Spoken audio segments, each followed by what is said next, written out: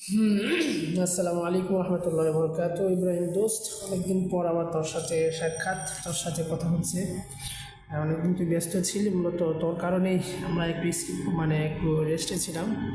তো আজকে আমরা শিখবো ABC of spoken English, Saiful Sheikh কর্তৃক যে বইটা লিখিত আছে সেটা লেসন 3, ইউনিট 2 এর লেসন 3 পড়বো এখন আমরা। হ্যাঁ,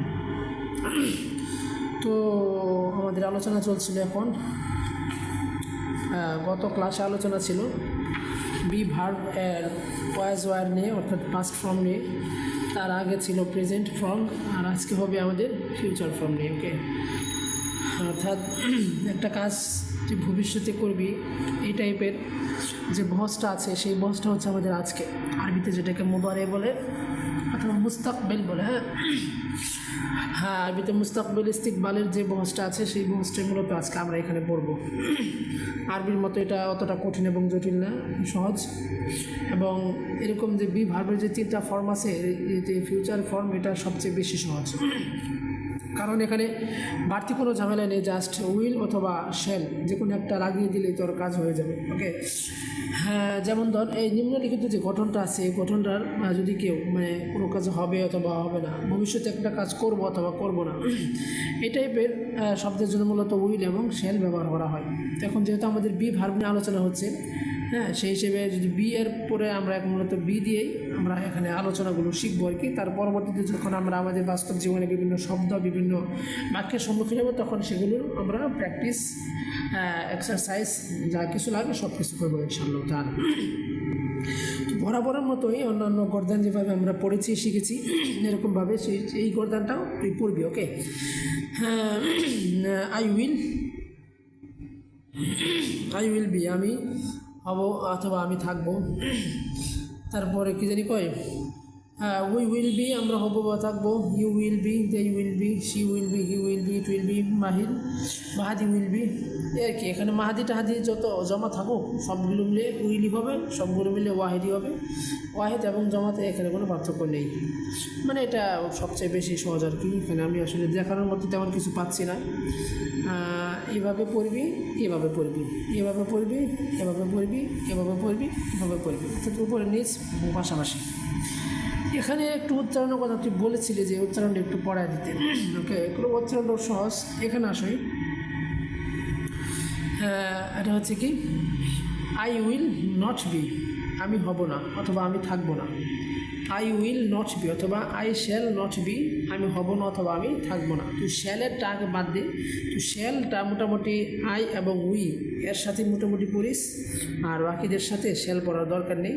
বাকি যা আছে সবার শেষে তুই শ্যাল না বললে জাস্ট শুধুমাত্র উইল বলবি। হ্যাঁ, আর মূলত এখানে লেখাই আছে, বুঝছো, আই এবং উইল মধ্যে শ্যাল এবং উইল দুইটাই তুই যে কোনো একটা ব্যবহার করতে পারবি, বাকিগুলোর মধ্যে শুধুমাত্র উইল ব্যবহার করবি, শ্যাল ব্যবহার করবি না। অর্থ ঘুরে ফিরে সব কিছু একই। এখন আসো, আই উইল নট বি, আমি হব না। উই উইল নট বি, আমরা হব না। ইউ উইল নট বি, তোমরা হবে না। দে উইল নট বি, তারা হবে না। হি উইল নট বি, সে হবে না। ইট উইল নট বি, ইহা হবে না। মাহাদি উইল নট বি, মাহাদি হবে না। এগুলোর একটা সংক্ষিপ্ত ফর্ম আছে যেটা এখানে দেওয়া আছে, বুঝছো। এখানেও এবং এখানে দুই জায়গায় তুই সংক্ষিপ্তটাই মোটামুটি পড়িস, বাট যেটা ফুল ফর্ম আছে এটাও তোকে জানা থাকতে হবে, তুই দুইটাই পড়বি।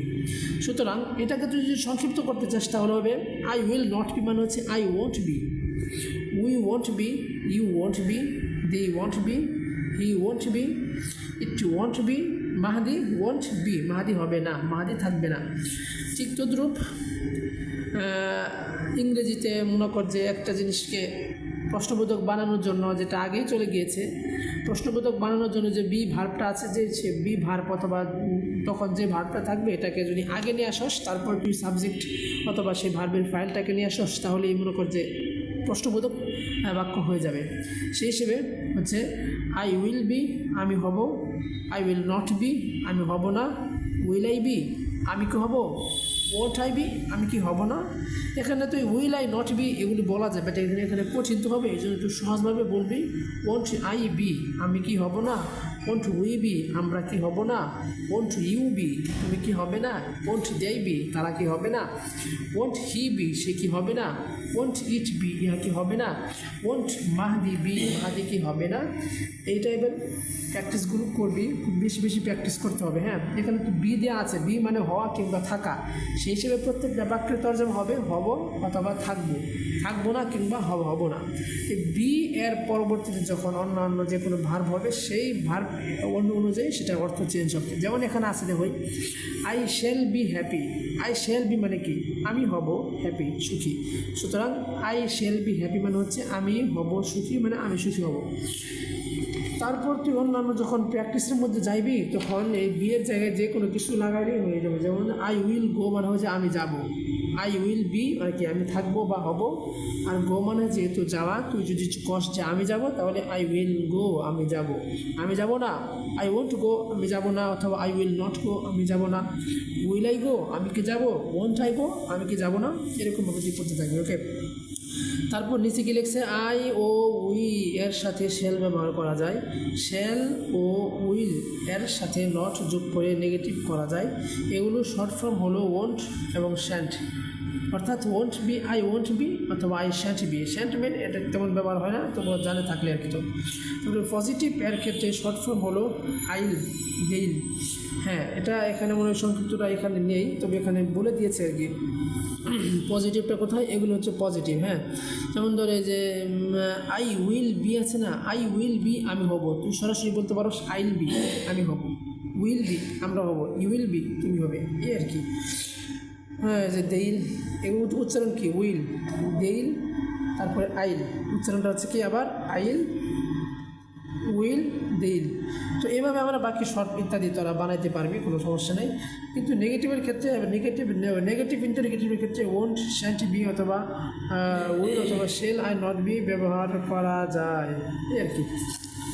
ঠিক আছে, চলো যা, আর এখানে বরাবর মতো প্র্যাকটিস করবি। প্র্যাকটিসে তো মূলত সময় দেওয়া হচ্ছে না আসলে, তোর ব্যস্ততা আমার ব্যস্ততা মিলে ঝিলেই প্র্যাকটিসটা এর আগে যেরকম করছিস না, হ্যাঁ, এই যে অন্যান্য যে লেসনগুলো ছিল এই লেসনগুলোর মতো এই লেসনটাতে হুবহু একই কথা, জাস্ট শুধুমাত্র উইল এবং শেল দেওয়া পার্থক্য বোঝানো হয়েছে। তো এখানে তো বিভিন্ন শব্দ আছে, শব্দগুলি এখানে নিয়ে এসে প্র্যাকটিস করবি। এটা মূলত প্র্যাকটিস একটা দেখানোর নিয়ম, এটা কিন্তু প্র্যাকটিস করার মূল শেষ শুরু এবং শেষ না, এখান থেকে তো প্র্যাকটিস শুরু হবে, তোর প্র্যাকটিসে কোনো জীবনে শেষ হবে না। তুই বিভিন্ন ভার্ব বিভিন্ন ওয়ার্ড ইত্যাদি নিয়ে লাগায় তুই সব কিছু শিখবি। ওকে, তারপর এখানে ওই যে বরাবর মতো ওই যে অ্যাট এবং ইনের যে ব্যবহারটা যেটা তোকে আগে বলছিলাম সেটা এখানে আবার দিয়ে দিচ্ছি, এটা একটু দেখতে পারিস। এখানেও একটা প্র্যাকটিসের পেজ আছে, প্র্যাকটিস পেজটা ওই যে বরাবর মতো তুই প্র্যাকটিস করবি, বুঝছো? যেখানে প্র্যাকটিস মূলত তোকে আমি পড়া ধরবো, গর্দান কী আর ধরবো, গর্দান তুই পারস আর না পারস, তোকে এই প্র্যাকটিসগুলো বলতেই হবে। আমি তোকে বাংলা বলবো, তুই ইংরেজি বলবি, আর আমি তোকে ইংরেজি বলবো, তুই বাংলা বলবি, বুঝছস? এগুলো খুব সহজ, প্র্যাকটিস করে নিস, ঠিক আছে? আর এখানে আছে কি এটা লেসন 4। লেসন 4টা মূলত গর্দান মোটামুটি গর্দানের প্রাথমিক যে বেসিক যে গর্দানগুলো ছিল, মৌলিক যে গর্দান, এগুলো তো শেষ হলো।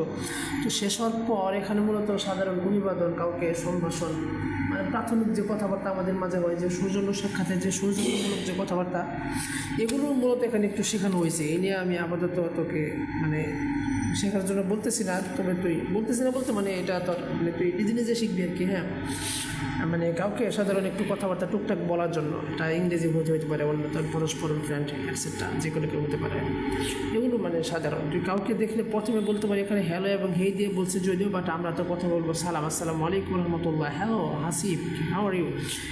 এরপরে বলতে পারি গুড মর্নিং। গুড মর্নিং বলে একটা টাইম দিয়ে দিয়েছে, 5টা থেকে ভোর 5টা থেকে 12টা পর্যন্ত হচ্ছে গুড মর্নিং, 12টার পর হচ্ছে 12টা থেকে নিয়ে 6টা পর্যন্ত বলে আফটারনুন, এবং এরপরে বলে অর্থাৎ 6টার পর থেকে বলে good evening.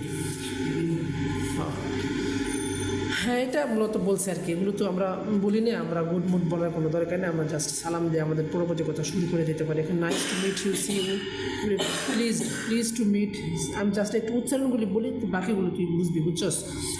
Pleasure to meet you, lovely to meet you, lovely to see you, good to meet you again. এগুলোর প্রত্যেকটা অর্থ মৌলিক অর্থ হচ্ছে যে তোমার দেখে আমি অনেক ভালো লাগলো, তোমার দেখে অনেক খুশি হয়েছি, এই টাইপের অর্থ সব। তারপরে এটা শুনে দ্বিতীয় বলতে বলবো it's good to see you again, আর আমিও তো মেলা খুশি হই, it's nice to meet you, it's a pleasure to meet you, এই টাইপের কথা আর কি। আমিও খুশি হলাম, তুমিও খুশি হলাম, মালা মাশাআল্লাহ ভালো, এখন তুমি কেমন আছো, এই টাইপের বলবো। এই জায়গায় 3 লাইনের যা আছে প্রত্যেকটা অর্থ হয়েছে তুমি কেমন আছো। How are you doing, how are you feeling, how do you feel, how have you been, how is everything, how is going, what's up, এগুলোর প্রত্যেকটা অর্থ হচ্ছে হাউ আর ইউ, মানে তুমি কেমন আছো। হ্যাঁ, এই আমি ভালো আছি এটার 4 নম্বরে যা কিছু আছে প্রত্যেকটার উত্তর একই, আমি ভালো আছি। I feel great, marvelous, fine, good, very well, thanks, awesome. তারপর কি, I am doing great, I am doing marvelous, I am doing fine, I am doing good, very well, I am doing very well, thanks, awesome ইত্যাদি। এই আর কি। তার মনে দেখা গেল লং টাইম টু কি long time no see, it's been a while, মানে তুই যে কোনো কিছু বলতে পারো এই সে কথা, মানে তুই মন চায় এগুলো একটু পড়িস। আর এখানে এগুলো পরবর্তী ব্যবহার দেওয়া আছে, 1 পৃষ্ঠা 2 পৃষ্ঠা ইত্যাদি আছে, ওগুলো যদি পড়স পড়ে ফেলাই দিস, তোর আগামীকালের পড়া হবে এরপর থেকে কোথাও থেকে। হ্যাঁ, মতো পড়িস, ঠিক মতো পড়িস। আল্লাহ হাফেজ। আজকের মতো আমরা বিদায় নিচ্ছি আমাদের 8ম ক্লাস থেকে।